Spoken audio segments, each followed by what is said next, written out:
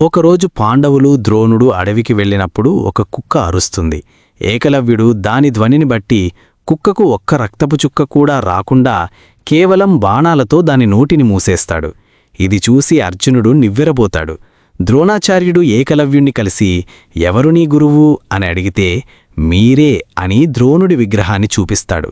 అక్కడే ద్రోణుడికి అసలు భయం పట్టుకుంది.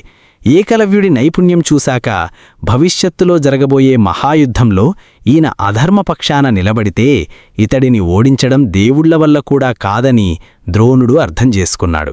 ధర్మస్థాపన జరగాలంటే పాండవులు గెలవాలి, పాండవులు గెలవాలంటే అర్జునుడు బ్రతకాలి. కాని జరాసంధుడి పక్షాన ఉన్న ఏకలవ్యుడు గనక యుద్ధంలోకి దిగితే అర్జునుడితో సహా పాండవులందరినీ క్షణాల్లో ముక్కలు చేయగల సామర్థ్యం అతనికుంది. అందుకే రాబోయే మహావినాశనాన్ని ఆపడానికి ద్రోణాచార్యుడు ఒక కఠినమైన నిర్ణయం తీసుకున్నాడు. గురుదక్షిణగా కుడిచేతి బొటనవేలిని అడిగాడు. బొటనవేలు లేకపోతే బాణం సంధించడం సాధ్యం కాదు. దానివల్ల ఏకలవ్యుడి వేగం, శక్తి తగ్గిపోతాయి. ఇక్కడ ద్రోణాచార్యుడు అర్జునుడి మీద ప్రేమతోనో కుల వివక్షతోనో ఆ పని చెయ్యలేదు. భవిష్యత్తులో అధర్మం చేతికి ఒక బ్రహ్మాస్త్రం దక్కకుండా చేయడం కోసం తనపై క్రూరుడనే నిందను మోస్తూనే ఆ నిర్ణయం తీసుకున్నాడు.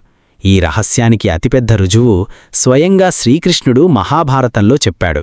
ద్రోణపర్వంలో కృష్ణుడు అర్జునుడితో ఇలా అంటాడు: అర్జునా, జరాసంధుడు, శిశుపాలుడు, ఏకలవ్యుడు వీరంతా అధర్మపరులు. ఏకలవ్యుడికి గనక బొటనవేలు ఉండి ఉంటే అతడు దేవతలకు కూడా లొంగేవాడు కాదు. ధర్మాన్ని రక్షించడం కోసం, నీ మేలు కోసం ద్రోణాచార్యుడు ముందే అతడి బొటనవేలు తీయించేశాడు. ఒకవేళ ద్రోణుడు ఆ పని చెయ్యకపోయి ఉంటే ధర్మరక్షణ కోసం నేనే స్వయంగా ఏకలవ్యుణ్ణి చంపాల్సి వచ్చేది.